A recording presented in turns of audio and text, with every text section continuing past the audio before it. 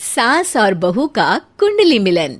अनीता जी राशि फल में इतना मानती हैं कि अगर ज्योतिष लिख दे कि पानी से बच के रहें तो हफ्ते हफ्ते नहाती नहीं है और पानी पीने की जगह मुंह में बर्फ रख के प्यास बुझा लेती है।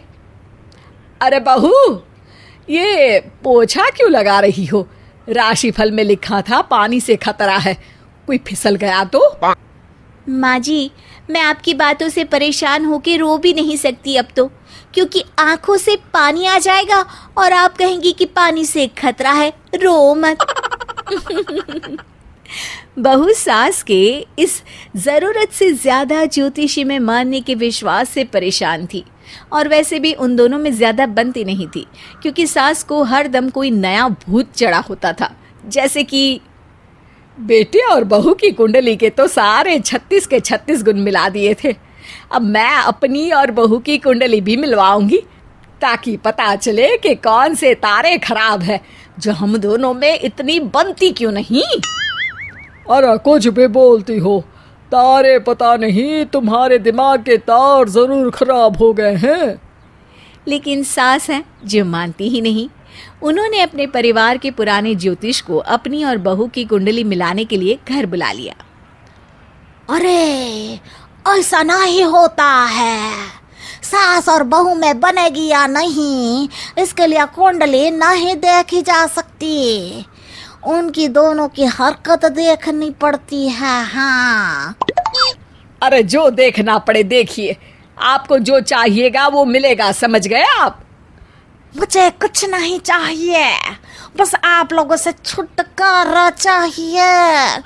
अरे बताइए ना पंडित जी, शनि खराब चल रहे हैं या सूर्य? मुझे पहला खुद की कुंडली देखने पड़ेगी कि मेरा क्या खराब चल रहा है जो मुझे आपके घर आना पड़ा। सासू जी सही तो कह रहे हैं पंडित जी, कभी एक शेरनी और बंदरिया की कुंडली मिल सकती है। बंदरिया किसे कहा तुमने? यही तो दिक्कत है, उसने शेरनी भी कहा था, लेकिन तुमने सिर्फ बुरा ही देखा और बुरा ही सुनती हो तुम। सही कह रहे हो जी, बुरा ही दिख भी रहा है और सुनाई भी दे रहा है, क्योंकि अभी मैं आपको ही देख और सुन रही हूँ। अरे आप लड़िए मत, वरना ग्रह शांति यज्ञ करवाना पड़ेगा। आप सास और बहू की कुंडली देख लीजिए और बताइए कि हमारी साथ में बनेगी कैसे? अपना सिर्फ साथ खाना बन सकता है सासू माँ, बात नहीं बनेगी। अरे ठीक है, मैं कल आप लोगों की कुंडली देख लूंगा और बताऊंगा कि क्या उपाय करके सास और बहू में बनने लगेगी, ठीक है? ज्योतिषी बेचारा परेशान होकर घर से भाग जाता है और दिन भर सास की बेबुनियाद इच्छा से पीछा छुड़ाने के बारे में सोचता है। अगले दिन, कुंडली में क्या लिखा है पंडित जी? यही कि तुमको दिमाग के इलाज की सख्त जरूरत है। अरे आप तो चुप रहिए, आपकी और मेरी कुंडली मिलवा लेती तो ये दिन नहीं देखना पड़ता। सही कह रही हो, दिखवा ही लेना था। देखिए मुझे जल्दी है, आप लोग ये महाभारत का धारावाहिक किसी और समय पर चला लेना। हाँ पंडित जी, बोलिए बोलिए। योग खराब है, मंगल बहुत अमंगल है, इसीलिए सास बहू में दंगल है। हैं? अब क्या करें?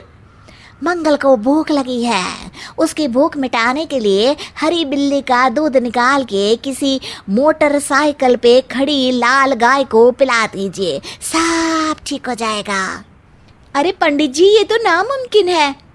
अरे मेरे लिए तो कुछ भी मुमकिन है, मैं रिश्ते सुधारने के लिए कुछ भी कर सकती हूँ।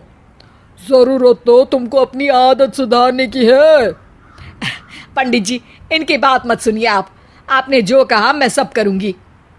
पंडित जी की बात सुन के सास को चैन मिलता है, लेकिन असली परीक्षा तो अब होनी थी। हरी बिल्ली के दूध को मोटरसाइकिल पर खड़ी किसी लाल गाय को पिलाना कोई आसान काम तो नहीं था। सबको मैसेज कर दिया, बाजार में पोस्टर भी लगवा दिए, चुगलखोर पड़ोसनों को भी बता दिया कि वो सबको बता दे, रिश्तेदारों के कान में भी बात डाल दी, बस अब हरी बिल्ली मिल जाए तो उसका दूध निकाल के मोटरसाइकिल पर खड़ी किसी गाय को दूध पिलाना है। 8 दिन बाद। हफ्ता हो गया, किसी को हरी बिल्ली तो मिली नहीं। जैसे इतने साल साथ रहकर मुझे तुम में कोई समझदारी वाली बात नहीं मिली, वैसे ही हरी बिल्ली ढूंढना भी मुश्किल है। लेकिन सास नहीं मानने वाली थी। उन्होंने सोचा क्यों न किसी सफेद बिल्ली पे हरा रंग डाल के उसका दूध निकाल लिया जाए। सबने उनको मना किया कि रंग से बिल्ली को परेशानी होगी, लेकिन वो तो मानी ही नहीं। पंडित जी, बहुत परेशानी हुई पर हरी बिल्ली नहीं मिली। एक बिल्ली को हरा करने के लिए पकड़ा तो उसने पंजा मार के मेरा चेहरा लाल कर दिया।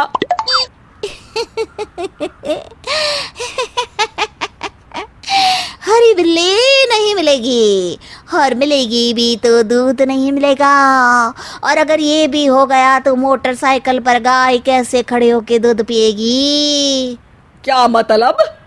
मतलब सास बहू की कुंडली मिलाना और उनके बीच की लड़ाई ठीक करना जमीन पे रह के खड़े ऊंट के मुंह में जीरा डालने जैसा है। हर बात के लिए अगर किसी पंडित की सहायता मांगोगी तो हर बार बिल्ली का पंजा ही तो पड़ेगा ना।